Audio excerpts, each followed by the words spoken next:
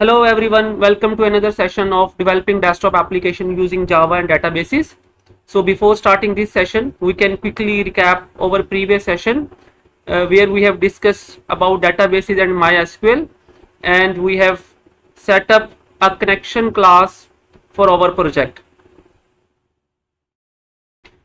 हमने अपने previous session में देखा था कि हमें क्या इंस्टॉलेशन रिक्वायर्ड है अगर हमने इस प्रोजेक्ट को बनाना है। तो उसके अंदर एक पहली रिक्वायरमेंट हमारी इक्लिप्स थी, और इक्लिप्स के अंदर हम विंडो बिल्डर भी इंस्टॉल करेंगे जो कि हमारे आज के सेशन का पार्ट होगा।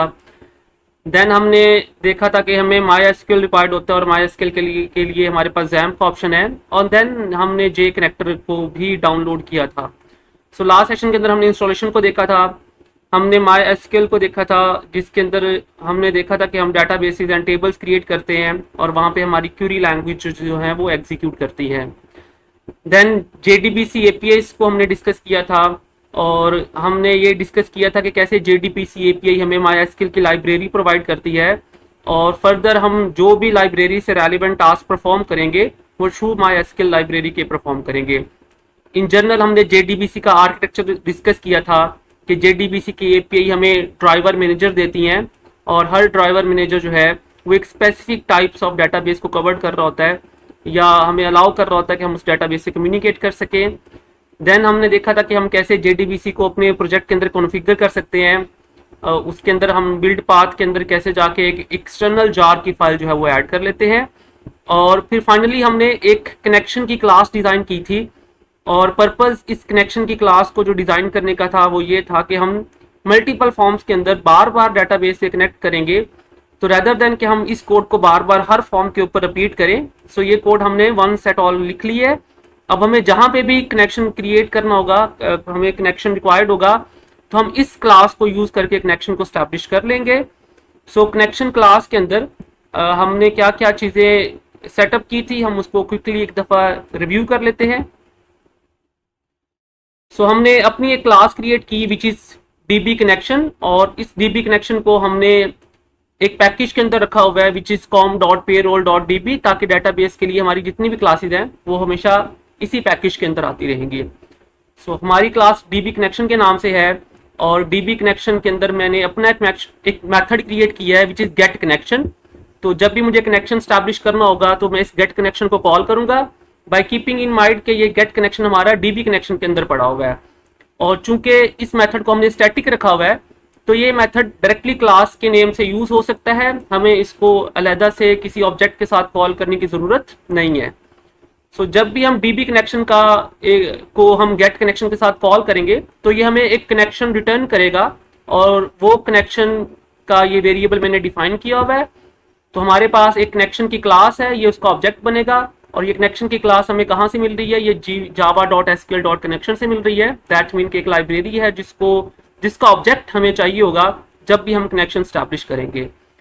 अब इस कॉन को हमने वैल्यू कैसे असाइन करनी है, उसके लिए सबसे पहले हमें बताना होगा कि हमारा क्लास फॉर नेम क्या है, जिसके अंदर हमने स्पेसिफिकली MySQL का ड्राइवर बताया हुआ है, और फिर हमारे पास ड्राइवर मैनेजर के अंदर एक और फंक्शन है गेट कनेक्शन के नाम से। ये हमारा गेट कनेक्शन नहीं है, ये ड्राइवर मैनेजर का गेट कनेक्शन है। सो ड्राइवर मैनेजर के अंदर एक फंक्शन है विच इज गेट कनेक्शन, और हम उसको कनेक्शन स्ट्रिंग पास करते हैं, और कनेक्शन स्ट्रिंग पास करने के लिए हमें चार चीज़ें रिक्वायर्ड होती हैं। हमें सर्वर का URL रिक्वायर्ड होता है जो कि मैंने यहाँ पे पास किया हुआ है, उसके बाद डेटाबेस का नेम है जो कि मेरी ये डेटाबेस है, then user name by default root होता है, और पासवर्ड एम्प्टी होता है।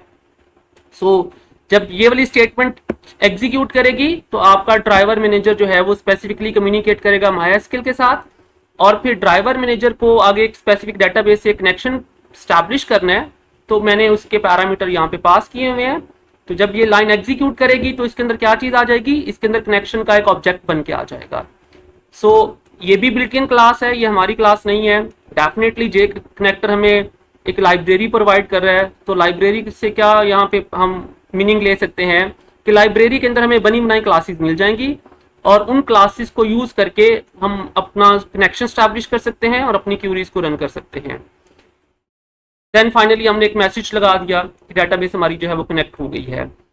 अब अगर आप इस पूरी फाइल को object oriented point of view से देखें तो एक्चुअली में मैंने अपनी क्लास क्रिएट की है DB कनेक्शन के नाम से, और इसके अंदर एक स्टैटिक मेथड बनाया है, और बाकी हर चीज़ मैंने लाइब्रेरी से यूज़ किया है। सो लाइब्रेरी के अंदर से मैंने कौन कौन सी क्लासेस यूज़ की हैं, मैंने एक क्लास कनेक्शन की यूज़ की है, ये देखें ये java.sql से आ रही है, एक क्लास ड्राइवर मैनेजर की यूज़ की है और एक क्लास एसक्यूएल एक्सेप्शन से यूज़ की हुई है।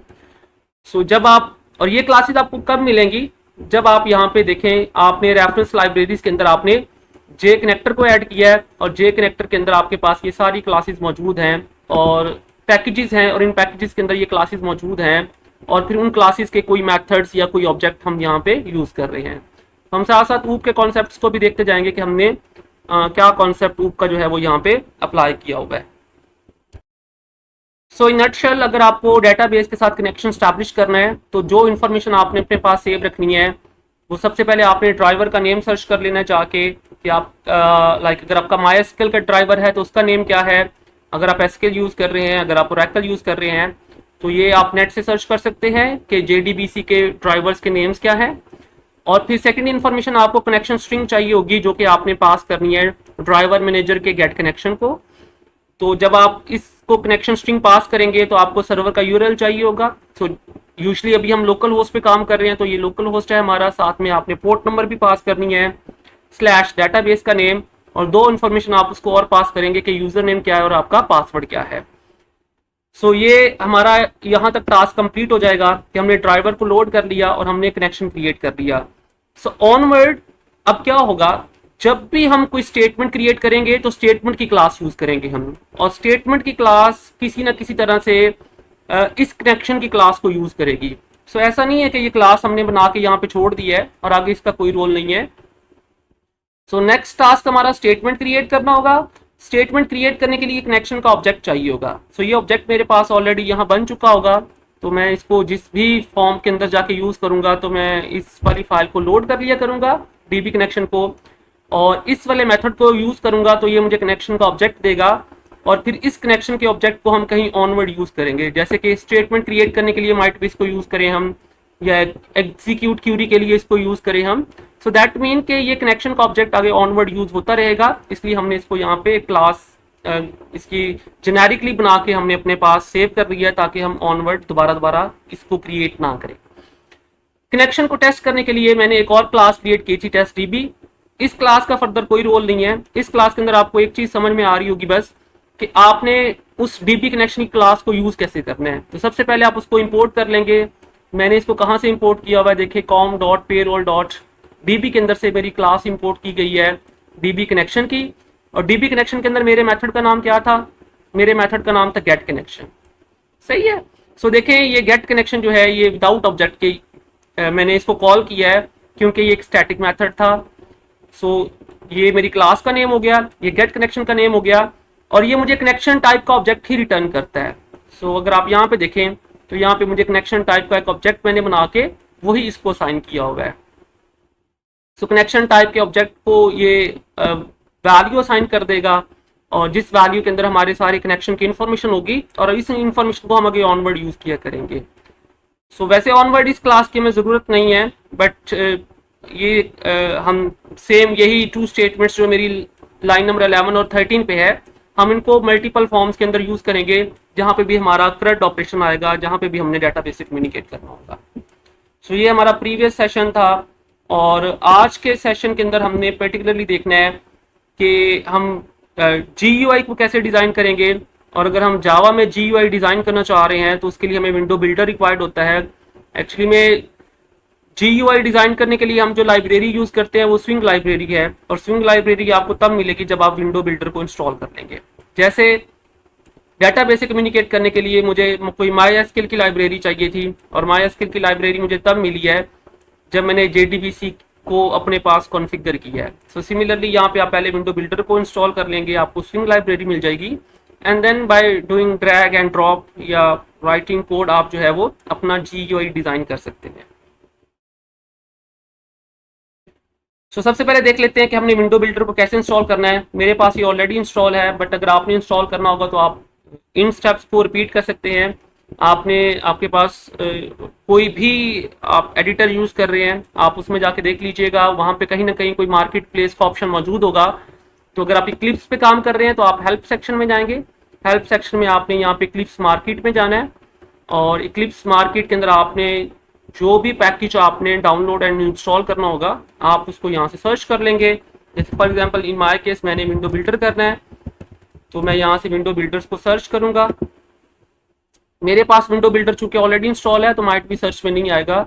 मैं इंस्टॉल में जाके देख लेता हूँ कि क्या ये इंस्टॉल्ड है या नहीं। यस, सो ये आपके पास किसी और फॉर्म में भी आ सकता है। जैसे मेरे पास यहाँ विंडो बिल्डर करंट के नाम से आ रहा है, तो आपने इस विंडो बिल्डर को अपने पास इंस्टॉल कर लेना है और इंस्टॉल करके इसको इंस्टॉल करने के बाद आपको स्विंग लाइब्रेरी की एक्सेस मिल जाएगी, जिसको यूज करके आप GUI डिजाइन कर सकते हैं।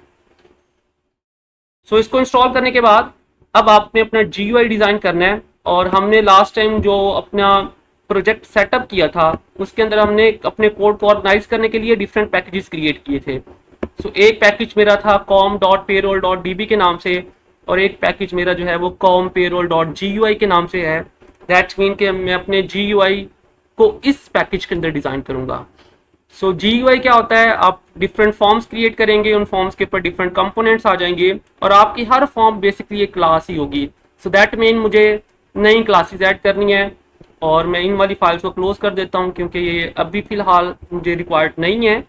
सो जब हमें ये चाहिए होगी तो हम इसको जस्ट इंपोर्ट करके यूज करेंगे, बाकी इनमें कोई कोड अब नहीं आएगा।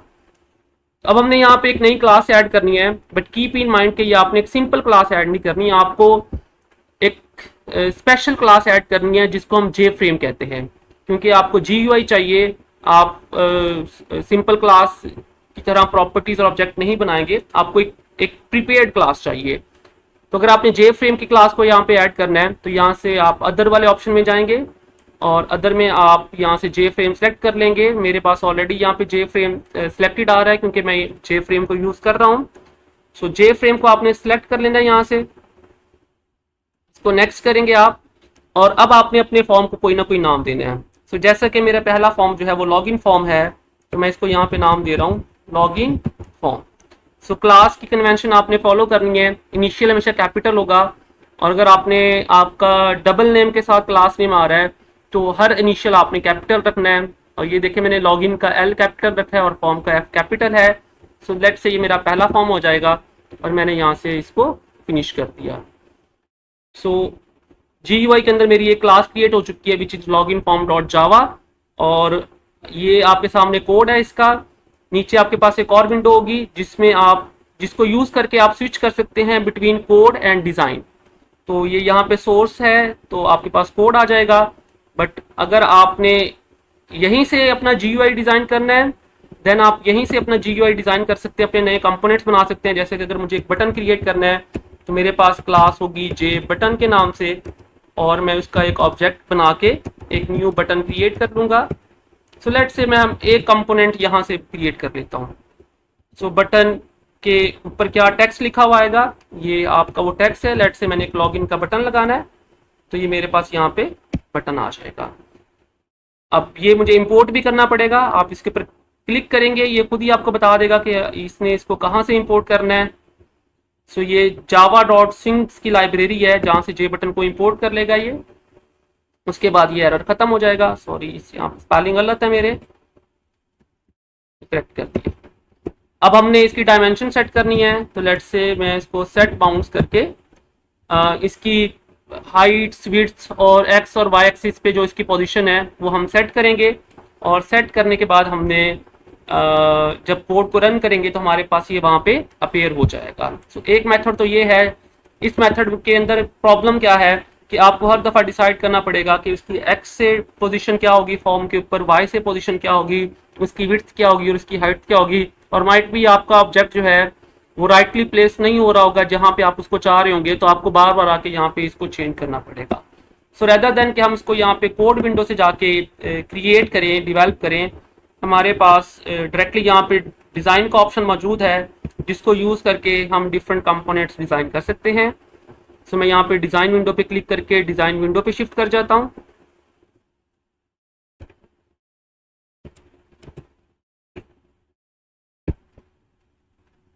सो डिज़ाइन विंडो मेरे पास ओपन हो चुकी है। डिज़ाइन विंडो में बाय डिफ़ॉल्ट आपको यहाँ पे आपका फॉर्म मिलेगा और ये आपके सारे कंपोनेंट्स आ रहे हैं कोड वाइज। अगर आप इस बेसिकली पूरे विंडो डिज़ाइन को अंडरस्टैंड करना चाहें तो ये कंपोनेंट सेक्शन इंपॉर्टेंट है, यहाँ पे हमें नजर आ रहे होंगे कि हमने कौन कौन से कंपोनेंट्स फॉर्म के ऊपर प्लेस कर दिए हैं। सो बाय डिफॉल्ट हमारा एक फॉर्म आ चुका है और फॉर्म के अंदर हमारा एक कंटेंट पेन होता है और जितने भी कंपोनेंट हम फॉर्म पे प्लेस करेंगे वो सारे कंटेंट पेन के अंदर आएंगे हमेशा। इसी तरह हमारे पास यहाँ पे पैलेट्स की एक विंडो है जिसके अंदर सारे कंपोनेंट्स हमारे आ रहे हैं, जिन कंपोनेंट्स को हमने ड्रैग एंड ड्रॉप करके अपना पूरा जीयूआई डिजाइन करना है।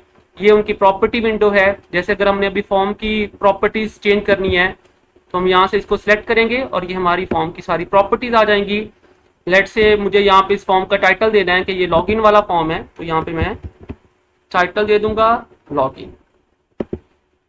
जब आप जीयूआई डिजाइन कर रहे होंगे आप दो चीजों को कॉन्टिन्यूसली अप्लाई कर रहे होंगे, आप कंपोनेंट्स को ड्रैग ड्रॉप कर रहे होंगे और आप उनकी प्रॉपर्टीज को चेंज करेंगे उनकी अपीयरेंस को चेंज करने के लिए। नीचे आपके पास कंसोल विंडो आ रही है, कंसोल विंडो के ऊपर आपको आउटपुट नजर आ जाएगी या कोई आपके एरर्स हैं तो वो आपको नजर आ जाएंगे। आउटपुट आपको वो नजर आएगी जो आपने सिस्टम डॉट आउट के साथ देनी है, अदरवाइज यहाँ पे कुछ आपको नजर नहीं आएगा। हाँ, डिबगिंग के लिए हम इस कंसोल विंडो को यूज करेंगे। टुवर्ड राइट साइड हमारे पास जो कोड में डिफरेंट चीजें अवेलेबल हैं, लाइक हमने कौन सी क्लासेस क्रिएट की हैं, उन क्लासेस के अंदर कौन सी प्रॉपर्टीज एंड मेथड्स हैं वो नजर आ रहे हैं। सो लेट्स से अभी मेरे पास एक लॉगिन का फॉर्म है, दैट मीन कि ये सी के साथ एक क्लास है और ये क्लास एक पैकेज के अंदर आ रही है और इसके अंदर एक मेन मेथड एग्जिस्ट करता है और ये दो प्रॉपर्टीज हैं, सीरियल वर्जन यूआईडी की और एक कंटेंट पेन की प्रॉपर्टी है मेरे पास ये। और इसके अंदर एक और मेथड रनेबल के नाम से बना हुआ है मेन के अंदर। सो ये बाय डिफॉल्ट जो कोड पहले से लिखा हुआ आ रहा है वो कोड हमारे पास यहाँ पे आ रहा है और उसकी डिटेल भी सारी आपको नजर आ रही होगी। तो अभी हमने एक प्रॉपर्टी सेट कर लिया फॉर्म की। अब आपने इसके ऊपर डिफरेंट कंपोनेंट्स प्लेस करने हैं और कंपोनेंट प्लेस करने के लिए आपको सबसे पहले इसका लेआउट चेंज करना होगा। सो बाय डिफॉल्ट इसका जो लेआउट होता है उसके यूज करेंगे आप, उसको यूज करके अगर आप उसके ऊपर कंपोनेंट प्लेस करेंगे तो कंपोनेंट को मैनेज करना बहुत मुश्किल हो जाएगा। तो सबसे पहला काम आपने ये करना है कि आपने कंटेंट पेन या फॉर्म के अंदर आके आपने राइट क्लिक करना है एंड देन यहाँ पे आके आपने इसका लेआउट चेंज करना है। सो आप इसका लेआउट हमेशा एब्सोल्यूट लेआउट करेंगे। जब भी आपने कोई फॉर्म क्रिएट करना है तो सबसे पहले आप इसका लेआउट चेंज करें। अब आप इस फॉर्म को सिलेक्ट करेंगे या आप यहां से भी सिलेक्ट कर सकते हैं और आप यहां से भी सिलेक्ट कर सकते हैं। अगर आपके डिफरेंट कंपोनेंट्स हैं और आपको यहाँ पे उनको सिलेक्ट करने में प्रॉब्लम आ रहा है तो फिर आप इस कंपोनेंट विंडो को यूज करेंगे कंपोनेंट को सिलेक्ट करने की। जैसे मैंने इसको सिलेक्ट किया तो ये इनर विंडो सिलेक्ट हो गई है और मैं अगर लॉगिन जे फ्रेम को सिलेक्ट कर रहा हूँ तो मेरे पास ये आउटर फॉर्म सिलेक्ट हो गया है। लेट्स से मुझे इसका साइज थोड़ा चेंज करना है, मुझे इसका साइज इंक्रीज करना है तो यहाँ से हम इसको कॉर्नर से इक्वली साइज चेंज करने के लिए हम इसको ड्रैग कर देते हैं यहाँ से पकड़ के। तो ये इसका साइज चेंज हो गया है। अब हम इसको रन करके देखते हैं। ठीक है, तो ये देखिए मैंने टाइटल की जो प्रॉपर्टी चेंज की थी तो यहाँ पे ये लॉगिन लिखा हुआ आ रहा है और बाकी हमने कोई प्रॉपर्टी चूंकि चेंज नहीं की है तो यहाँ पे कोई चेंज नहीं नजर आ रहा। अब हम इसके ऊपर अपने कोई इमेजेस प्लेस कर सकते हैं, अपने आइकन्स प्लेस कर सकते हैं, अपने कंपोनेंट्स प्लेस कर सकते हैं। सो लेट्स से मुझे दो टेक्स्ट फील्ड चाहिए, दो फील्ड्स चाहिए मुझे, एक यूजर नेम की और एक पासवर्ड की। तो अब मैं जाऊंगा पैलेट्स वाली विंडो में और यहाँ पे कंपोनेंट्स में। तो ये सारे कंपोनेंट्स अवेलेबल हैं जिनको यूज करके आप इनपुट या आउटपुट आप ले भी सकते हैं यूजर से और आप आउटपुट दिखा भी सकते हैं। सो लेट्स से मुझे यूजर से यूजर नेम या ईमेल इनपुट करवाना है तो मुझे यहाँ पे पहली फील्ड टेक्स्ट फील्ड चाहिए होगी। तो वहां से आपने इसको फील्ड को सिलेक्ट करना है और फिर यहाँ पे सिलेक्ट कर देना है। ठीक है, तो ये फील्ड आपकी यहाँ पे प्लेस हो जाएगी और चूंकि हमने लेआउट एब्सोल्यूट रखा हुआ है तो ये मैं अलाउ करेगा कि हम इसको इजीली एडजस्ट कर सकें। सो लेट्स से कि मैंने इसका साइज थोड़ा चेंज करना है ताकि यूजर को ये फील्ड थोड़ी बड़ी नजर आए और इसके अंदर जो टेक्स्ट यूजर ने टाइप करना है उसका साइज भी हमने चेंज करना है। तो यहाँ पे फॉन्ट की प्रॉपर्टी है, आप इन प्रॉपर्टीज को खुद से भी एक्सप्लोर कर सकते हैं। लेट्स से मैं चाहता हूँ कि बाय डिफॉल्ट फॉन्ट जो है वो 12 का आए और बोल्ड आए। आप यहाँ से फॉन्ट फैमिली भी चेंज कर सकते हैं। सो मैंने इसको यहाँ से ओके कर दिया। आपने एक काम साथ में लाजमी करते हुए आना है, जब भी आप कोई फील्ड प्लेस करेंगे यहाँ पे आपने उसका वेरिएबल चेंज करते रहना है क्योंकि आप कोड विंडो में जाके उसको इस नेम से एक्सेस करेंगे। सो लेट्स से ये मेरी यूजर नेम की फील्ड है तो इसका नाम है यहाँ पे TEXT यूजर नेम कर देता हूँ। ठीक है, और एक बेहतर अप्रोच ही होती है हमारी कि हम TXT को भी TEXT को भी TXT कर लेते हैं यूजुअली डेवलपमेंट करते हुए ताकि ये नेम थोड़ा शॉर्ट रहे तो बाय डिफॉल्ट txt लिखा हुआ आ रहा था, तो मैं इसको यही रहने देता हूँ। आप इसको txt नेम कर लें, txt यूजर नेम कर लें, व्हाटएवर। तो नेमिंग कन्वेंशन क्या है, वेरिएबल की या मेथड्स की इनिशियल हमेशा लोअर केस में रखेंगे आप, और अगर कोई सेकंड नेम आ रहा है तो उसका इनिशियल हमेशा कैपिटल होगा।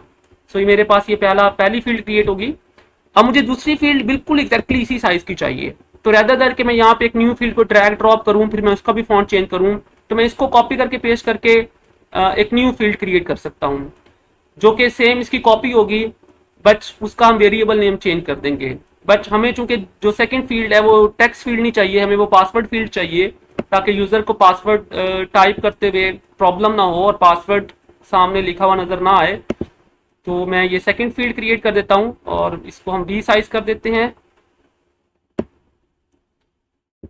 सो ये मैंने इसको रीसाइज कर दिया, और अब हम चाहते हैं कि इसका भी टेक्स्ट जरा चेंज लिखा हुआ नजर आए। सो इसको भी हम बोल्ड कर देते हैं और इसका फॉन्ट भी हम 22 कर देते हैं। और यहाँ पे अगर आपने लेबल्स यूज करने हैं तो साथ में आप 2 लेबल्स भी यूज कर सकते हैं। सो ये लेबल्स की प्रॉपर्टी आपके पास, यहाँ पे लेबल प्लेस कर रहा हूँ, और लेबल का साइज भी चेंज कर देते हैं और इसका टेक्स्ट भी चेंज कर देते हैं। सो बाय डिफॉल्ट यहाँ पे न्यू लेबल लिखा हुआ आ रहा है।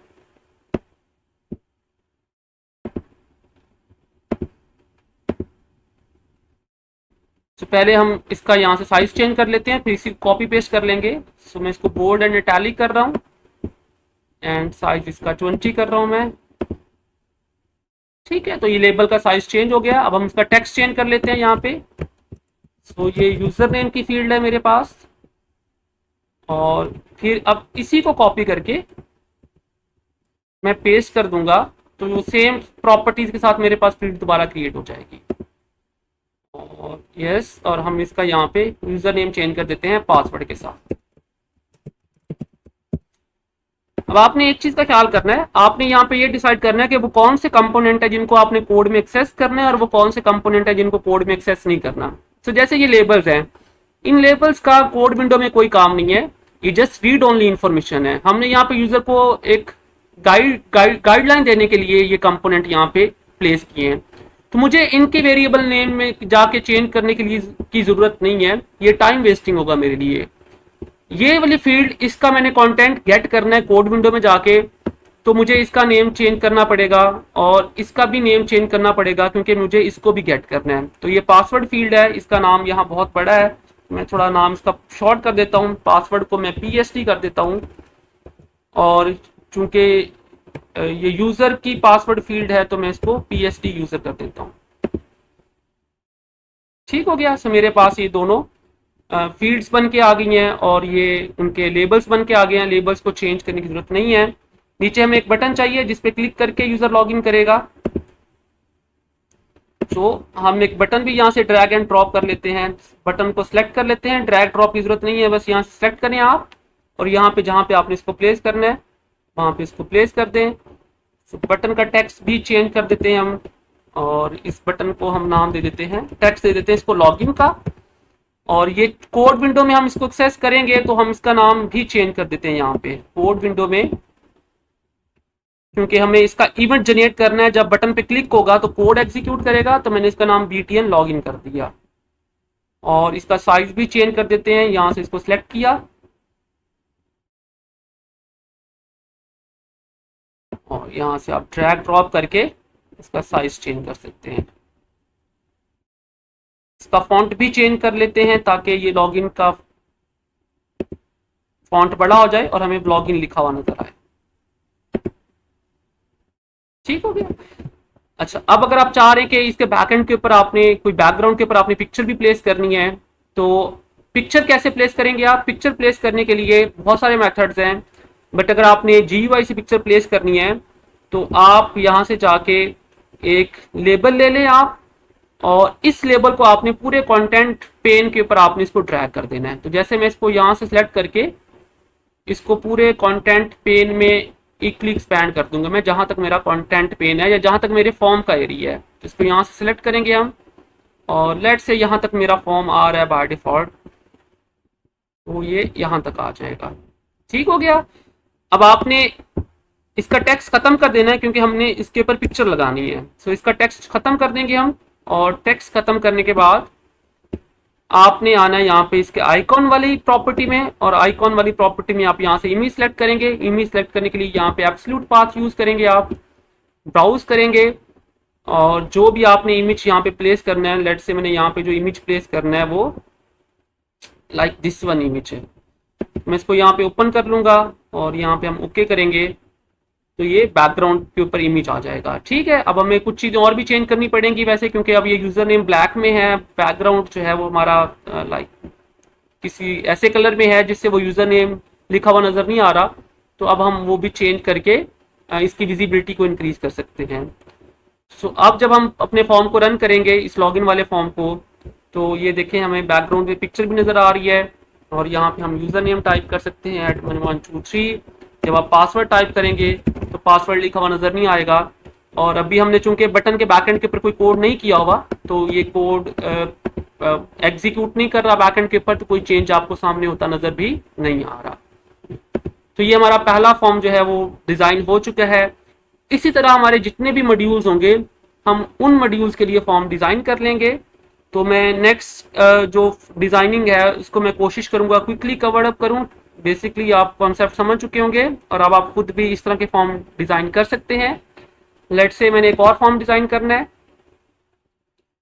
तो यहाँ पे दोबारा अदर में जाएंगे आप, पैकेज पे राइट क्लिक किया मैंने क्योंकि मुझे पैकेज के अंदर फॉर्म्स क्रिएट करने हैं। आपने सोर्स पे राइट क्लिक नहीं करना, सोर्स में आपने पैकेजेस ऐड किए हैं और जो आपके फॉर्म्स होंगे आपने उनको पैकेजेस के अंदर ऐड करना है, तो आपने हमेशा पैकेज पे राइट क्लिक करना है। सो अगेन जे फ्रेम सेलेक्ट किया और लेट से ये मेरा कंट्रोल फॉर्म है। इस फॉर्म के अंदर मैं सारे ऑप्शन दिखाऊंगा कि यूजर क्या क्या कर सकता है। सो जैसे कि हम उसको बताएंगे कि वो एम्प्लॉय वाले सेक्शन में जा सकता है, वो सैलरी वाले सेक्शन में जा सकता है, वो डिपार्टमेंट वाले सेक्शन में जा सकता है।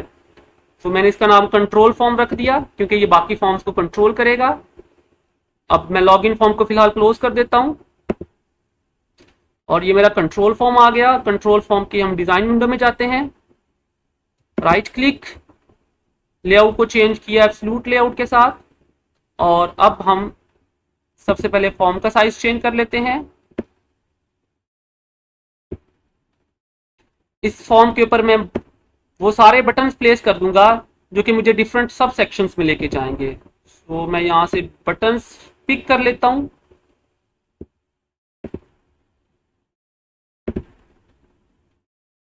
और हम एक ही बटन के ऊपर सारी सेटिंग्स अप्लाई करके फिर हम इसको कॉपी पेस्ट कर देंगे। तो बटन का फॉन्ट चेंज कर देते हैं,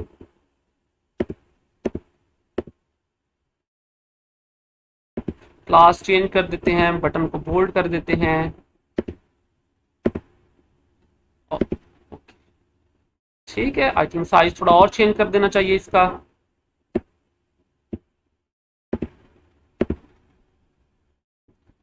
और इस बटन का मैं टेक्स्ट लिख देता हूं कि इस पे क्लिक करने से आप डिपार्टमेंट्स वाले मॉड्यूल पे लैंड कर जाएंगे। तो इस बटन का नाम मैंने रख दिया, टेक्स्ट रख दिया मैंने डिपार्टमेंट्स, और इस बटन का नाम भी चेंज करना पड़ेगा क्योंकि ये मुझे कोड विंडो में चाहिए होगा।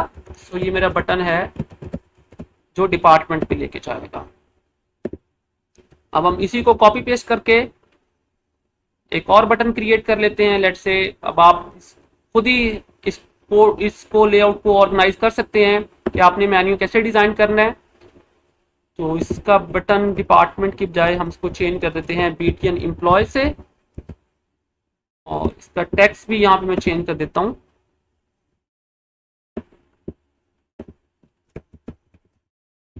एम्प्लॉय, और फिर कॉपी किया, मेरे पास एक और बटन आ गया। इसका टेक्स्ट चेंज कर देते हैं सैलरी से, और इसका वेरिएबल नेम भी चेंज कर देते हैं हम। यस, ये वेरिएबल उसने खुद ही चेंज कर दिया क्योंकि वो समझ चुका है कि हम क्या सेट करना चाह रहे हैं टेक्स्ट को रीड करते हुए। दोबारा इसको पेस्ट किया और लेट से मेरे पास ये पेरोल का मॉड्यूल है, तो मैंने इसका टेक्स्ट चेंज कर दिया पेरोल से, और होपफुली के ऊपर भी इसका नेम वो खुद ही चेंज कर देगा। सेलेक्ट किया इसको, यस BTN पेरोल हो गया। और एक बटन और ऐड कर देते हैं जो कि एप्लीकेशन को एग्जिट करने के लिए होगा, क्योंकि हमारा ये वो वाला फॉर्म है जो हमारी एप्लीकेशन को कंप्लीटली कंट्रोल कर रहा है। तो फाइनली जो एग्जिट होगा वो भी इसके थ्रू होगा। तो मैं यहाँ पे एक और बटन ऐड कर देता हूँ और इस बटन का टेक्स्ट हम चेंज कर देते हैं एग्जिट से, और माइट भी हम टेक्स्ट का कलर भी शायद चेंज कर देते हैं।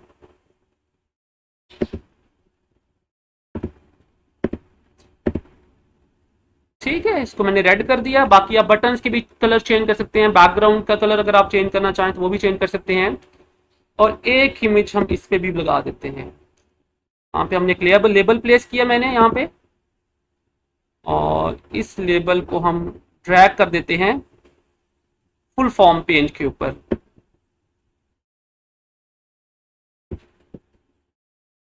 इसका टेक्स्ट खत्म कर दें और आइकॉन प्रॉपर्टी में जाके एब्सोल्यूट पाथ में जाएंगे, आप ब्राउज करेंगे और यहाँ से आप लेट से मेरे पास एक पेरोल की इमेज पड़ी हुई है, ओके करेंगे।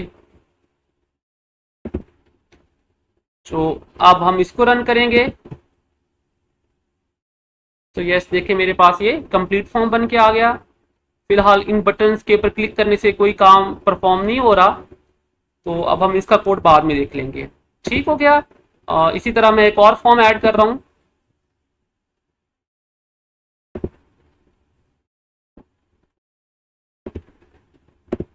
ये डिपार्टमेंट का फॉर्म है मेरा, तो मैं इसका नाम यहाँ पे रख लेता हूँ डिपार्टमेंट फॉर्म। डिजाइन विंडो पे आते हैं, सिलेक्ट किया, राइट क्लिक किया, लेआउट को चेंज किया एब्सोल्यूट के साथ, यहां से फॉर्म को सिलेक्ट किया और साइज चेंज कर दें इसका। अच्छा, अब आपने इसके ऊपर देख लेना है कि आपका ये पूरा फॉर्म जो है ये CRUD ऑपरेशन को कंट्रोल करेगा। सो दैट मीन कि आपकी इनपुट भी इसी फॉर्म से होगी, आपकी आउटपुट भी इसी पे व्यू होगी, एडिट भी इसी के ऊपर होगा, डिलीट भी इसी के ऊपर होगा। सो बेसिकली हम अपने कोड को सिंप्लीफाई रखने के लिए हम CRUD ऑपरेशन के लिए एक सिंगल फॉर्म यूज कर रहे हैं। सो दैट मीन एक डिपार्टमेंट का फॉर्म हो जाएगा मेरे पास, एक फॉर्म मेरे पास सैलरी का हो जाएगा, एक एम्प्लॉय का हो जाएगा, एक पेरोल का हो जाएगा। सो इस तरह से हम अपने फॉर्म्स को यहाँ पे कंट्रोल करेंगे।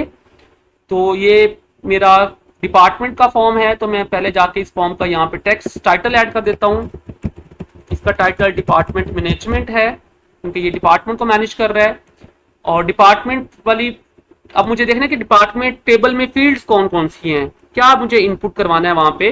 तो उसके लिए हम जैम्प पे जाएंगे और जैम्प में जाके हम डिपार्टमेंट वाले टेबल में फील्ड्स को चेक करेंगे।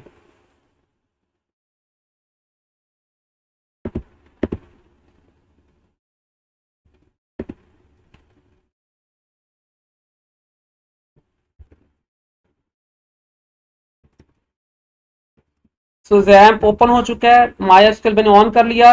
मेरे पास जो डेटाबेस है वो पेरोल डीबी के नाम से है, और मुझे यहाँ पे आके चेक करनी है कि मेरे पास डिपार्टमेंट में कितनी फील्ड्स हैं, ताकि मुझे पता हो कि मैंने कितनी इनपुट्स करवानी है और मुझे क्या वहां पे आउटपुट करवानी है। तो डिपार्टमेंट में बेसिकली दो फील्ड्स हैं। अगर आप स्ट्रक्चर पे जाएंगे तो आपको फील्ड्स का आइडिया हो जाएगा। आपने टेबल सेलेक्ट करना है, टेबल के बाद आपने स्ट्रक्चर पे जाना है। एक आईडी की फील्ड है जो कि ऑटो इंक्रीमेंटेड है। दैट मीन कि हम ना तो इसकी वैल्यू इनपुट करेंगे ना चेंज करेंगे, ये वैल्यू ऑटो सेट होगी। और एक हमारे पास नेम की फील्ड है जो बेसिकली हमने यूजर से इनपुट करवानी है और हमने इसके अंदर वैल्यू स्टोर करनी है। तो मैं यहाँ पे इनपुट की एक फील्ड क्रिएट करूंगा और एक फील्ड जस्ट मैं नॉन एडिटेबल रखूंगा, जिसमें वैल्यू नजर तो आएगी लेकिन यूजर उस वैल्यू को चेंज नहीं कर सकता। तो हम यहाँ पे जाके दो टेक्स्ट फील्ड ले लेते हैं। यहाँ पे टेक्स्ट फील्ड के अलावा भी कुछ ऑप्शंस हैं, बट कोड को सिंप्लीफाई रखने के लिए मैं जस्ट यहाँ पे टेक्स्ट फील्ड को यूज कर देता हूँ। सो मेरे पास ये पहली टेक्स्ट फील्ड है, ये मेरे पास एक मैं इनपुट का सेक्शन बना लेता हूँ, एक बटन का सेक्शन आ जाएगा और एक मेरे पास व्यू का सेक्शन आ जाएगा। तो ये मेरे पास लेट से ये इनपुट का सेक्शन मैंने टुवर्ड लेफ्ट साइड पर रख दिया है।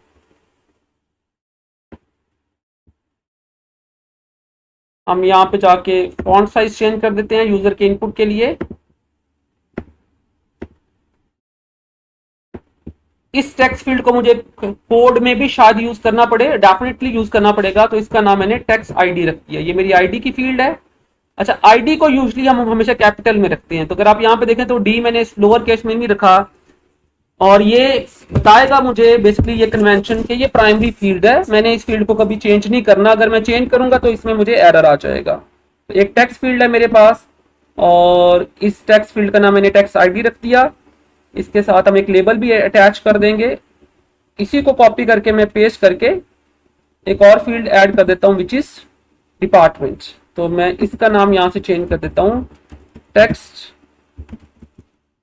डीपीटी भी कर सकते हैं आप, या फिर आई थिंक डीपीटी कर लेते हैं ताकि पीछे फुल नेम यूज कर लेते हैं ताकि कंफ्यूजन ना हो। ऑल राइट, और दो लेबल्स ऐड कर देते हैं यहाँ पे यूजर को बताने के लिए कि ये दो फील्ड्स किस पर्पज के लिए है। तो इसका भी साइज चेंज कर लेते हैं।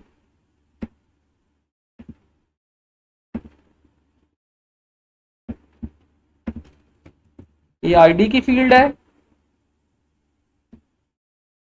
और इसको पेस्ट किया यहाँ पे।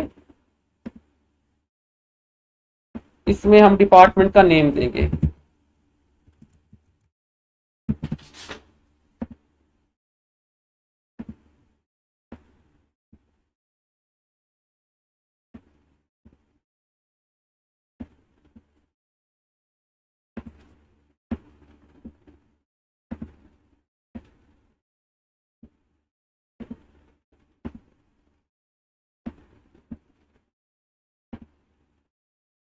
ये हमारा इनपुट का सेक्शन आ गया। अब ऑपरेशंस के लिए हमें बटन्स चाहिए, और इसके अलावा हमें यहाँ पे डाटा व्यू करवाने के लिए भी कोई कंपोनेंट चाहिए होगा। तो पहले हम बटन प्लेस कर लेते हैं ऑपरेशंस के लिए।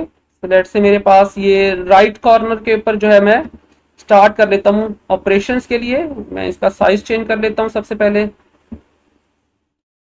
इसका फॉन्ट भी चेंज कर लेते हैं।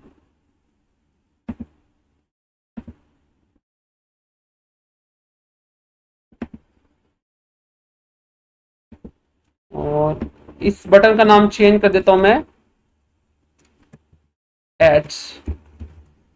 तो ये एक न्यू डिपार्टमेंट ऐड करने का बटन है मेरे पास, और इसका टेक्स्ट भी यहां से नीचे से ऐड कर देते हैं ऐड, या क्रिएट कर सकते हैं आप फॉर क्रड ऑपरेशन लाइक।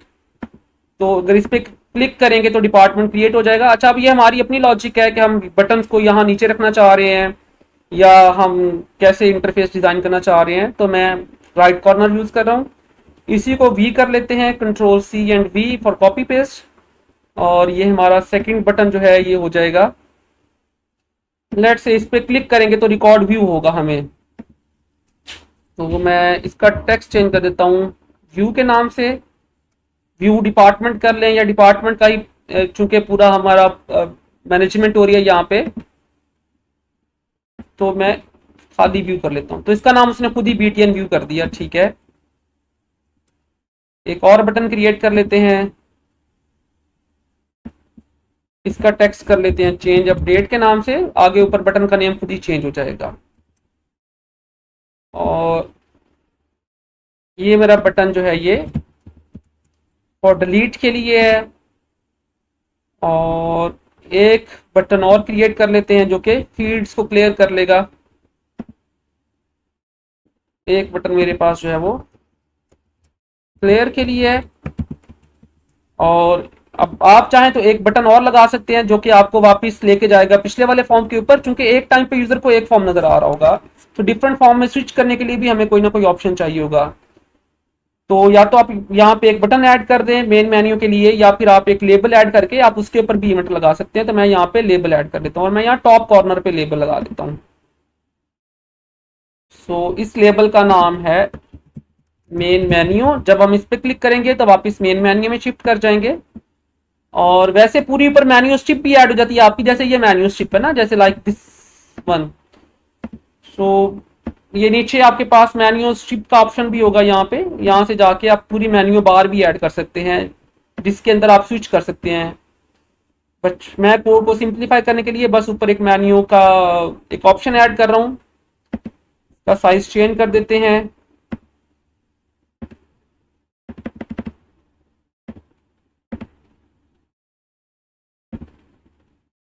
सो इस पे क्लिक करने से यूजर वापस मेन मेन्यू में चला जाएगा।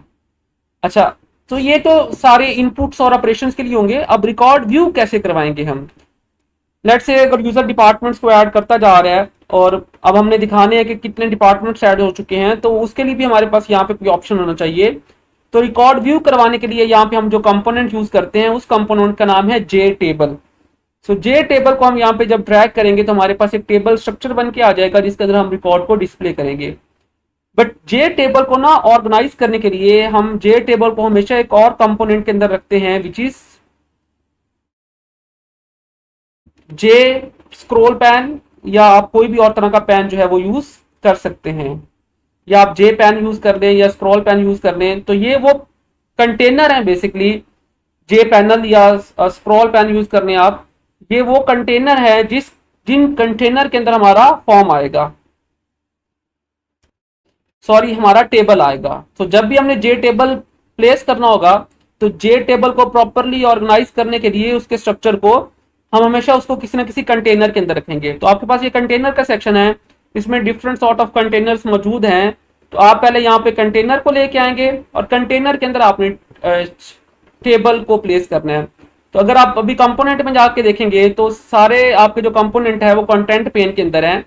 इसी तरह कंटेंट पेन के अंदर सबसे पहले मेरा पैनल आएगा, लाइक मेरा जे पैनल आएगा या स्क्रॉल पैनल आएगा। स्क्रॉल पेन के अंदर मुझे स्क्रॉल भी मिल जाएगा एंड देन मैं टेबल उसके अंदर प्लेस करूंगा।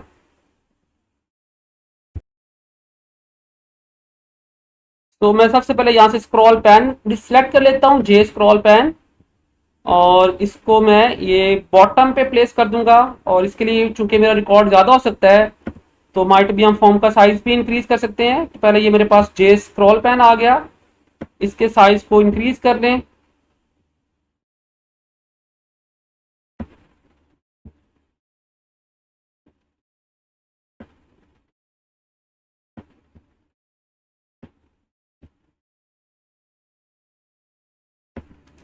आपको जितने भी एरिया पे फॉर्म चाहिए, वैसे तो हमारे फॉर्म इस वाली फॉर्म में दो ही फील्ड्स हैं जो टेबल में डिस्प्ले होनी है, तो हम इसका साइज छोटा भी कर सकते हैं। बट हमें इसको नीचे से साइज इसका इंक्रीज करना होगा क्योंकि रिकॉर्ड काफ़ी ज़्यादा आ सकता है हमारे पास। लेट्स से 50 डिपार्टमेंट्स हैं तो 50 डिपार्टमेंट्स का रिकॉर्ड यहाँ पे डिस्प्ले हो जाएगा। ठीक हो गया। अब आपने केयरफुली ये ध्यान रखना है आपने कि आपने स्क्रॉल पेन को सिलेक्ट रखना है आपको, मतलब यहाँ से स्क्रॉल पेन आपका सिलेक्ट होना चाहिए। और अब आप जाएंगे जे टेबल के ऊपर नीचे।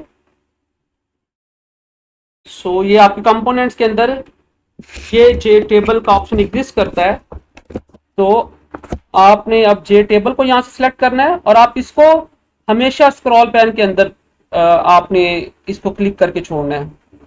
तो ये देखिए ये स्क्रॉल पैन के अंदर आपका टेबल आ जाएगा, दैट्स इट। तो जितना स्क्रॉल पैन का साइज होगा आपके टेबल का साइज भी उसी हिसाब से खुद ब खुद एडजस्ट हो जाएगा। तो अगर आप स्क्रॉल पैन का साइज चेंज कर देंगे तो टेबल का साइज भी आपका चेंज हो जाएगा। तो ये मेरा पहला फॉर्म कंप्लीट हो गया।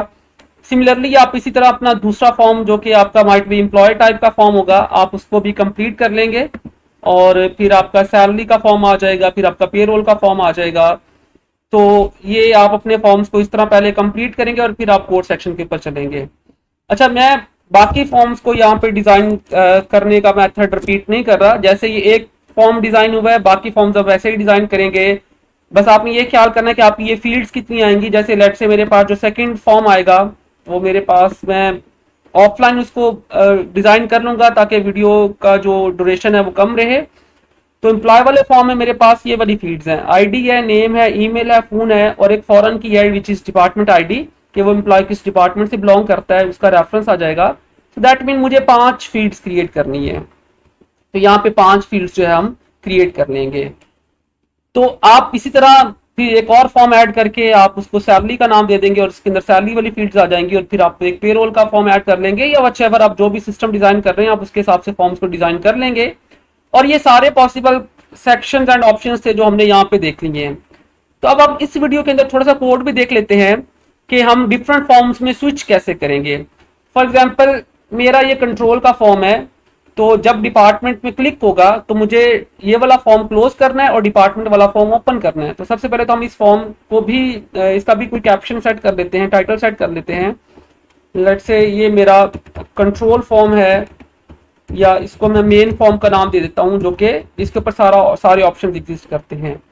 तो अब सीक्वेंस क्या होगा, पहले लॉगिन का फॉर्म आएगा, लॉगिन के फॉर्म के बाद आपका ये वाला फॉर्म आया करेगा, और इस फॉर्म से आगे बाकी सारे फॉर्म आएंगे। सो लॉगिन के फॉर्म से इस फॉर्म पे आने के लिए आपको डेफिनेटली लॉगिन करके आना पड़ेगा। तो अभी हमने लॉगिन का कोड चूंकि नहीं लिखा है तो मैं उस पर नहीं जा रहा, हम उसको बाद में देख लेंगे। बट लेट से मेरे पास यहाँ पे अब मैंने कोड ऐड करना है कि जब हम डिपार्टमेंट पे क्लिक करें तो ये वाला फॉर्म क्लोज हो जाए और डिपार्टमेंट वाला फॉर्म जो है वो ओपन हो जाए। अब इसके लिए आप दो काम करेंगे, आपको इवेंट जनरेट करने हैं और आपको इवेंट के अगेंस्ट आपको कोड करना है अपना। इवेंट कैसे जनरेट होगा, बटन का इवेंट बहुत सिंपली जनरेट हो जाता है, अगर आप उस पर डबल क्लिक करेंगे तो ये जनरेट हो जाएगा, या फिर आप जिस भी कंट्रोल के ऊपर आप कोई इवेंट जनरेट करना चाह रहे हैं आपने उस कंट्रोल को सिलेक्ट करना है। जैसे मेरा ये बटन है तो मैंने इसके ऊपर इवेंट लगाना है, तो आपके पास इसी प्रॉपर्टी विंडो के अंदर ये शो इवेंट्स का ऑप्शन आ रहा होगा, आपने इसको सिलेक्ट करना है और यहाँ पे सारे पॉसिबल इवेंट्स आ रहे हैं। लेट्स से कि आप चाह रहे हैं कि जब यूजर इसके ऊपर फोकस करेगा तब भी कोई इवेंट परफॉर्म हो जाए, तो आप उसको भी कर सकते हैं। और फिलहाल हमारा इवेंट जो है वो क्लिक का है, और क्लिक का इवेंट माउस की कैटेगरी में आता है। तो माउस में देखिए ये क्लिक है, इंटर है, एग्जिटेड है, प्रेस है, रिलीज है, माउस की अगर आप प्रेस रिलीज कर रहे हैं। सो मुझे यहाँ पे क्लिक का इवेंट जनरेट करना है, तो मैं यहाँ पे क्लिक पे टिक कर दूंगा, सही है। सो ये मेरा माउस का क्लिक का इवेंट आ जाएगा। सो जब भी माउस से वहां पे क्लिक होगा तो बेसिकली ये वो कोड है जो एग्जीक्यूट होगा, और अब आपने इस माउस क्लिक इवेंट के अंदर आपने कोड करना होगा। तो एक पॉसिबल मेथड ये है कि आप ऐसे ऐड कर सकते हैं, और अगर आपने ऐसे नहीं ऐड करना, जैसे लेट से मैं चाह रहा हूं कि नहीं ऐसे नहीं ऐड करना मैंने, तो मैं क्या करूंगा, ये इवेंट का कोड जनरेट हुआ है यहाँ से, ये BTN डिपार्टमेंट से लेके ये मेथड, ठीक है। तो अगर आप देखें तो ये तो एक वेरिएबल एक ऑब्जेक्ट क्रिएट हुआ है डिपार्टमेंट टाइप का, और ये ऑब्जेक्ट आगे भी यूज हो रहा है जिसमें हमने इसका फॉन्ट सेट किया और ये इसकी डायमेंशन आ रही हैं। बट इवेंट हैंडलर जो है मेरा वो ये वाला है जहां से ये ऐड माउस लिसनर है। तो मैं चाहता हूं कि नहीं, मैंने ऐसे जनरेट नहीं करना, मैंने इसको यहां से खत्म कर दिया। आप कोशिश करें कि कोड विंडो में जाके कोड को कभी रेज ना करें, इससे बहुत सारे एरर आने के चांसेस हैं। तो मैं चाह रहा हूं कि जब मैं उस पर क्लिक करूं तो खुद ही इवेंट जनरेट हो जाए। तो वापस डिजाइन पे गए हैं, डिपार्टमेंट में जाके आप डबल क्लिक करेंगे तो देखिए ये आपका इवेंट जनरेट हो गया, सही है। तो अब आपने इसके अंदर कोड करना है। सो लेट्स से जब डिपार्टमेंट पे क्लिक होगा तो मुझे डिपार्टमेंट वाले फॉर्म को डिस्प्ले करवाना है। अब यहाँ पे आपने अपने ऊपर के कॉन्सेप्ट थोड़े आपने रिकॉल करने हैं, और आपने ये you should keep in mind के डिपार्टमेंट फॉर्म जो है वो एक क्लास है। तो लेट से आप उसका एक ऑब्जेक्ट क्रिएट कर लें, क्योंकि आपका डिपार्टमेंट फॉर्म की क्लास कहीं और पड़ी हुई है और कंट्रोल फॉर्म कोई और क्लास है आपकी। तो सबसे पहले मैं यहाँ पे आता हूँ और डिपार्टमेंट फॉर्म का मैं एक ऑब्जेक्ट क्रिएट कर लेता हूँ, और मैं इसको यहाँ पे नाम दे देता हूँ DPT फॉर्म का, न्यू डिपार्टमेंट फॉर्म। और डिपार्टमेंट वाले फॉर्म को मैंने विजिबल करवाना है, तो यहाँ पे हम सिलेक्ट कर लेंगे DPT फॉर्म डॉट, अब ये ऑब्जेक्ट का एक मेथड है मेरे पास, बेसिकली प्रॉपर्टी है विजिबल की, तो उसकी बाय डिफॉल्ट वैल्यू ट्रू या फॉल्स होती है। बट क्योंकि यहाँ पे इनकैप्सुलेशन अप्लाई की हुई है तो हम किसी भी प्रॉपर्टी को डायरेक्टली चेंज नहीं करेंगे, हम उसके सेट या गेट के मेथड्स के थ्रू चेंज करेंगे। तो मेरे पास प्रॉपर्टी है सेट विजिबल के नाम से, और सेट विजिबल की पॉसिबली दो वैल्यूज कर सकते हैं आप, ट्रू या फॉल्स। अगर आपने ट्रू कर दिया तो आपके पास ये फॉर्म नजर आ जाएगा। अब आपको दो फॉर्म नजर आ रहे होंगे, जैसे लेट से मैं अभी इस कोड को रन करूं जस्ट यहां तक, और हम कंट्रोल फॉर्म को रन करें, ठीक है। अब डिपार्टमेंट में क्लिक किया, देखिए ये डिपार्टमेंट का फॉर्म भी नजर आ रहा है आपको, और ये मेन मेन्यू वाला फॉर्म भी नजर आ रहा है। हम चाहते हैं कि ये मेन मेन्यू वाला फॉर्म नजर ना आए मेरे पास, ये जो मेन फॉर्म है जस्ट डिपार्टमेंट का फॉर्म, ताकि एक टाइम पे एक फॉर्म एक्टिव रहे हमारा और हम उसी में काम करें, और जब उस फॉर्म से हमारा काम खत्म हो जाए तो हम वापस अपने मेन फॉर्म पे चले जाएं। तो हमें आते हुए जब हमने इस फॉर्म को विजिबल किया डिपार्टमेंट वाले फॉर्म को, तो करंट फॉर्म को हमने उसकी विजिबिलिटी को ऑफ करना है। तो या तो आप डायरेक्टली यहां पे लिखते हैं सेट विजिबल, तब भी वो विजिबल नहीं रहेगा क्योंकि आप करंट फॉर्म में काम कर रहे हैं। यहाँ पे आपको वेरिएबल बनाने की जरूरत नहीं है, ऑब्जेक्ट टाइप जैसे आपने ऊपर बताया था। आप इसका सेट विजिबल फॉल्स कर दें, या फिर आप यहाँ पे एक और फंक्शन है जिसको हम कहते हैं डिस्पोज, आप इस वाले मेथड को कॉल कर लें। तो ये दोनों मेथड एक ही काम करते हैं और प्रेफरेबल यही होता है कि हम डिस्पोज का फंक्शन यूज करते हैं। सो डिस्पोज का फंक्शन क्या करेगा, करंट वाले फॉर्म को बैकग्राउंड में ले जाएगा, वो विजिबल नहीं होगा आपका, और जो नया फॉर्म है आपका वो विजिबल हो जाएगा। सो दोबारा इसको हमने सेव किया और दोबारा से कंट्रोल फॉर्म को रन करते हैं। अब डिपार्टमेंट में क्लिक करें, आप देखिए अब डिपार्टमेंट का जो फॉर्म है वो आपको कहीं पे विजिबल नहीं हो रहा, जस्ट आपको ये वाला फॉर्म नजर आ रहा है। ठीक हो गया। अच्छा, इसी तरह जब यूजर इस फॉर्म के ऊपर अपने टास्क कंप्लीट करके वापस मेन मेन्यू में जाना चाहेगा तो अब हमने इसका भी इवेंट जनरेट करना है। तो ये मेरे पास लेबल है, तो आप लेबल के भी इवेंट्स जनरेट कर सकते हैं। मैं वापस जाता हूं और अब हम डिपार्टमेंट फॉर्म पे आते हैं। ये मेन मेन्यू को सिलेक्ट किया मैंने यहाँ पे। अच्छा, इस पे डबल क्लिक करने से इवेंट जनरेट नहीं होगा, इसका इवेंट आपको हमेशा यहीं से जनरेट करना पड़ेगा। जस्ट बटन का जो इवेंट होता है वो डबल क्लिक करने से जनरेट हो जाता है। तो आपने माउस के थ्रू ये इवेंट जनरेट करना है, तो माउस का मैंने यहाँ पे क्लिक का इवेंट जनरेट कर दिया। ठीक है, तो अब डिपार्टमेंट फॉर्म से आपको कंट्रोल फॉर्म में जाना है। तो क्लास का नेम है, क्योंकि फॉर्म का नेम कंट्रोल फॉर्म है और वही क्लास का नेम होता है। सो ये मेरे पास ऑब्जेक्ट हो गया कंट्रोल फॉर्म के नाम से, is equal to new control form. Class already बनी हुई है, बस हमने इसका ऑब्जेक्ट बनाया। सो डॉट सेट विजिबल, इसको ट्रू कर देंगे और करंट फॉर्म को हमने डिस्पोज करना है, तो इसको हमने डिस्पोज कर दिया। ऑलराइट, वापस कंट्रोल फॉर्म पे चलते हैं, इसको रन किया। अब यहां से डिपार्टमेंट में गए, ये डिपार्टमेंट का फॉर्म आ गया। यहां से मेन मेन्यू में गए तो ये मेन मेन्यू का फॉर्म आ गया। तो इसी तरह आप डिफरेंट फॉर्म्स के दरमियान जो है वो स्विच कर सकते हैं। अच्छा, अब इसमें एक लास्ट पॉइंट है आज के लेक्चर के अंदर। लेट से मैंने क्या किया, यहां से मैंने अपना टास्क कंप्लीट किया और टास्क कंप्लीट करने के बाद मैंने वापस जाना तो मेन मेन्यू में था, तो मैंने इस फॉर्म को क्लोज कर दिया। बट लाइक थिंकिंग के जब मैं इसको क्लोज करूंगा तो वापस मेरे पास डिपार्टमेंट वाला फॉर्म ही ओपन हो जाएगा।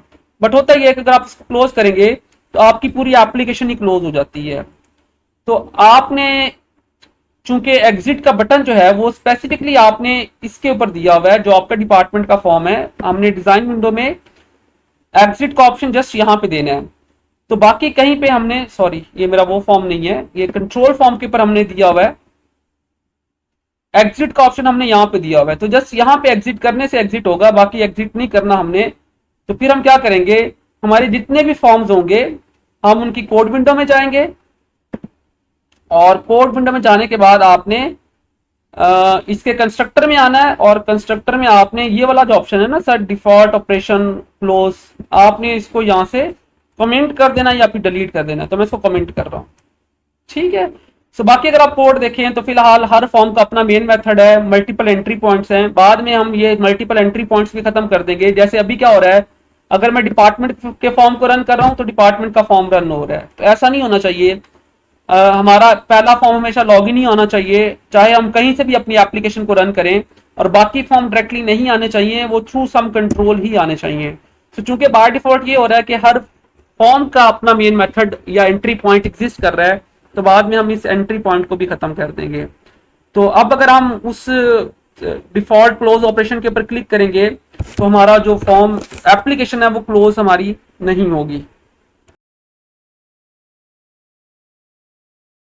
तो जब हम इसको कमेंट कर रहे हैं तो अब इसमें एक और इशू आ रहा है कि हमारा एप्लीकेशन तो क्लोज नहीं हो रही, बट लेट से अगर हम क्लोज कर रहे हैं तो फॉर्म हमारा क्लोज हो रहा है, बट मेन फॉर्म के ऊपर हम रिटर्न नहीं कर रहे हैं। तो या तो हम इस क्लोज बटन के अगेंस्ट एक इवेंट जनरेट कर रहे हैं, या फिर हम ये चाहते हैं कि ये क्लोज का ऑप्शन के ऊपर कोई भी ऑपरेशन परफॉर्म ना हो। तो रेदर देन कि हम इसको कमेंट करें, हम यहाँ पे एक और ऑप्शन यूज कर सकते हैं, डू नथिंग ऑन क्लोज। ठीक है, सो अब हम वापस आते हैं कंट्रोल फॉर्म के ऊपर, हम इसको रन करते हैं।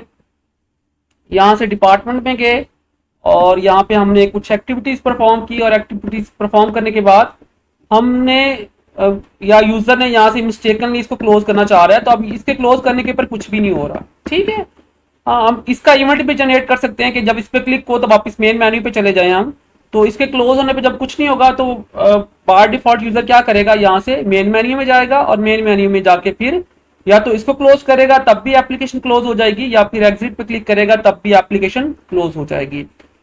अच्छा, अब इसमें एक और चीज है, जैसे कि हमने इसके बैकग्राउंड के ऊपर एक इमेज लगाया हुआ है, बट ये इमेज स्ट्रेचेबल नहीं होता और यहाँ पे यूजर को अलाउ होता है कि वो फॉर्म का साइज चेंज कर सकता है। अब हो क्या रहा है, अगर यूजर फॉर्म का साइज चेंज कर रहा है तो हमारा जो इंटरफेस है वो डिस्टर्ब हो रहा है, क्योंकि इमेज का साइज हमने साथ साथ चेंज नहीं किया हुआ, वो फिक्स है।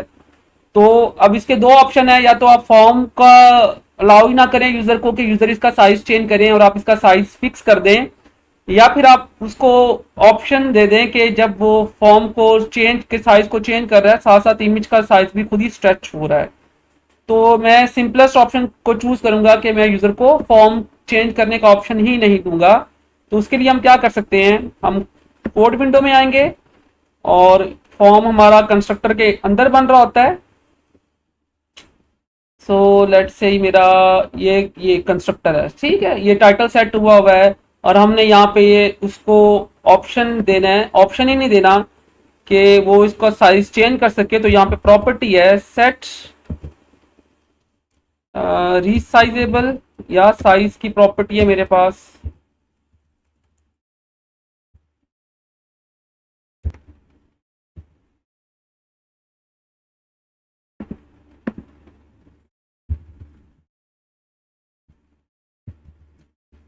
ये प्रॉपर्टी बाय डिफॉल्ट ट्रू होती है, हम इसको फॉल्स कर देंगे।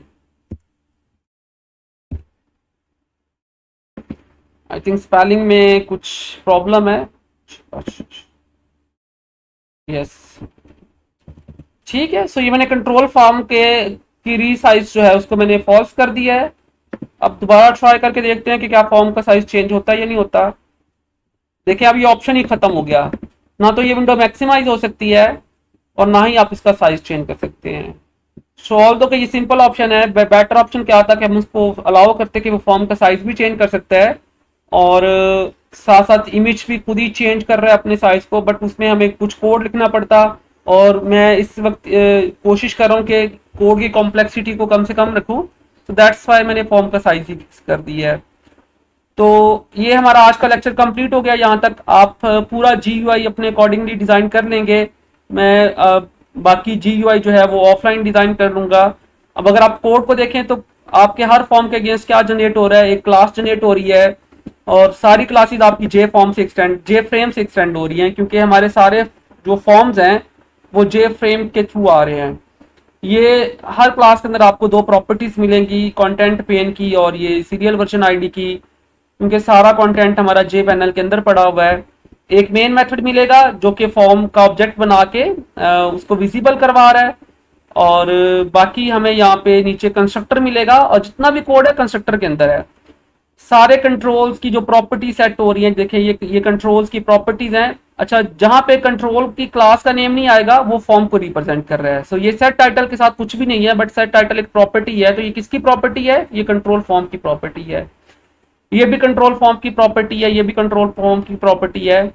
अब ये प्रॉपर्टी जो है ये कंट्रोल फॉर्म की नहीं है, ये कंटेंट पेन कौन सा ऑब्जेक्ट है आपका, ये पैनल का ऑब्जेक्ट है। तो पैनल का ऑब्जेक्ट उन्होंने ग्लोबली बाय डिफॉल्ट क्रिएट कर दिया है और यहाँ पे उसको इनिशियलाइज करके न्यू पैनल के साथ, जे पैनल के साथ। तो अब ये कंटेंट पैन की प्रॉपर्टी है आपके पास, ठीक है। ऐसे ये देखिए, ये इवेंट भी इवन दो के कंस्ट्रक्टर के अंदर ही क्रिएट होते हैं। तो हमारा ये बटन वाला जो डिपार्टमेंट वाला बटन है उसका इवेंट भी कंस्ट्रक्टर के अंदर पड़ा है और सबसे पहले बटन क्रिएट हुआ है तो उसके पास देखें ये उसका एक ऑब्जेक्ट क्रिएट हुआ है और फिर उसी ऑब्जेक्ट के साथ एक्शन लिस्टनर ऐड हुआ है और एक्शन लिस्टनर के अंदर एक्शन परफॉर्म्ड है और उसके अंदर हमारा कोड पड़ा हुआ है। हमारा कोड हमेशा एक्शन परफॉर्म्ड के अंदर आएगा। तो आप ये समझ लें कि एक मेथड ये है और उसके अंदर एक मेथड ये है और इसके अंदर हमारा ये कोड पड़ा हुआ है। एंड देन ये BTN डिपार्टमेंट की प्रॉपर्टीज को सेट किया गया है, इसको कंटेंट पैन के अंदर ऐड किया गया है। ये एक और बटन क्रिएट हुआ और नीचे अब इस बटन का कोई इवेंट नहीं है, इसकी खाली यहाँ पे क्या पड़ी हुई है, प्रॉपर्टी। बट अगर हम कोई इवेंट जनरेट करेंगे तो इवेंट का कोड भी हमें यहाँ पे नजर आ जाएगा। तो जैसे कि आप यहाँ से भी प्रॉपर्टीज को चेंज कर सकते हैं। मैंने इसको यहाँ पे फॉन्ट बोल्ड किया हुआ है, अगर आप फॉन्ट इटैलिक कर देंगे तो इटैलिक हो जाएगा। ये साइज है, अगर आप यहाँ से साइज चेंज करना चाहें तो यहाँ से भी साइज चेंज कर सकते हैं। तो फॉन्ट की प्रॉपर्टी में हमने 3 चीज़ें चेंज करनी होती है, तो वो 3 चीज़ों की सेटिंग्स यहाँ पे आ रही है। और ये बाकी सारे कंट्रोल बने हुए हैं और उनकी प्रॉपर्टी सेट की हुई है। तो ये कोड अगर आप को अंडरस्टैंड करते हैं तो ये कोड भी आपको समझ आ रहा होगा। अब नेक्स्ट सेशन के अंदर हम जो CRUD ऑपरेशन है हम उसको डिस्कस करेंगे।